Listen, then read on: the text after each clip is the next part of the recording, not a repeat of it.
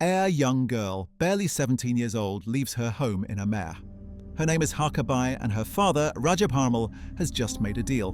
Not for land, not for gold, for survival. He's giving his daughter to the Mughal emperor, Jalaluddin Akbar. She will never see her home the same way again. She is the first, but not the last. Over the next 43 years, Akbar will marry 36 chief wives. His harem will house over 300 to 5,000 women, wives, concubines, dancing girls, slaves. History calls him Akbar the Great. But here's what they don't teach you in schools. Every conquest brought more women into his harem. Every alliance sealed with a daughter sent into cages of gold. Because the story of Akbar's 500 wives isn't just history, it's a warning about what we call greatness.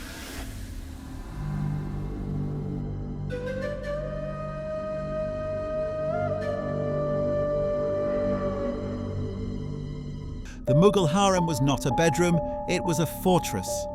At Fatehpur Sikri, Akbar built an entire complex, separated quarters guarded by eunuchs. No man except the emperor could enter, not even his own sons. Inside lived hundreds of women, at the top the emperor's mother, then the chief wives, then secondary wives, concubines, slaves. Below them, thousands of female servants, maids, cooks. Some sources claim 5,000 women, others say 300. The truth? Somewhere in between. Women were given pseudonyms, not to protect them, to control them, to ensure secrets stayed inside, and rivalry stayed contained, because the harem was a battlefield. Beauty, wit, loyalty, all weapons in a war for the emperor's attention.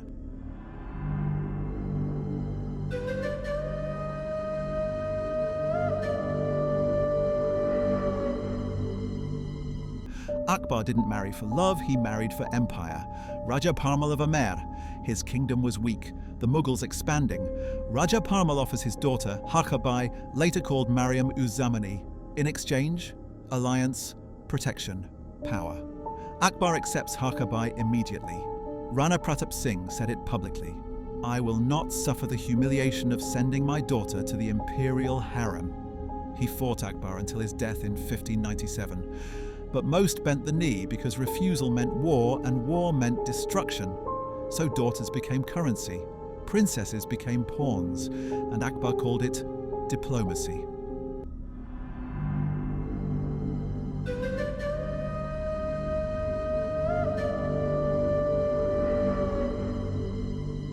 What was life like for these women? The palaces were luxurious, painting of Lord Krishna, gems. Akbar allowed his Hindu wives to practice their faith. He even participated in their pujas, progressive for his time. But here's what progressive really meant. You could worship your gods, but you couldn't leave. You shared quarters with dozens of others. You need to win for attention, for gifts, for privileges. And if you bore a son, that means power. Mariam-uz-Zamani gave birth to Prince Salim, later Emperor Jahangir. She became the most powerful woman in the harem. But most women bore no children, had no influence, simply existed, waiting for a visit that might never come. Some women were educated. They wrote poetry, painted, studied music. Salima Sultan Begum wrote Persian poetry under the pseudonym Makfi. Concealed. The word itself tells the story. Hidden, veiled, erased.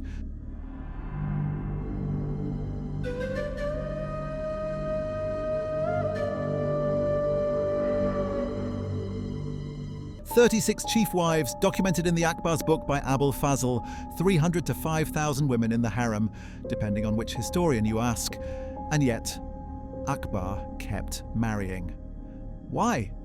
Islamic laws allowed 4 wives. Akbar circumvented it by having conversations with ulama Islamic scholars. He picked what he liked and ignored what he didn't. He gave many women a nikah status, fixed marriage within the harem. Legal by his own definition. Every conquest brought more women. Gujarat, Bengal, Rajputana. With every territory came brides, sent as tribute, as proof of loyalty, as insurance against rebellion. Historian J.L. Mehta wrote this. Akbar was fascinated by the charm and accomplishments of his Rajput wife. But fascination isn't love. And one wife wasn't enough, because these marriages weren't about companionship, they were about control over kingdoms, over armies, over loyalty. And 500 women locked behind walls were proof of how much Akbar controlled.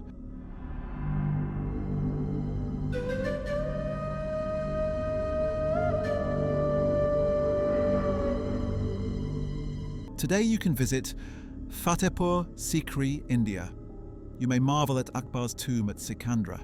We study his policies, his tolerance, his empire. But we rarely ask, what happened to the 500 women? Most have no names, no stories, no voice. They existed to serve an emperor's ambition. And when they died, they were buried in unmarked graves. We celebrate his empire, but at what cost? How many daughters were sent into that harem? How many lives spent waiting for attention that never came? How many women never had a choice? Greatness always has a price, and in Akbar's case, that price was paid by 500 women, who history forgot.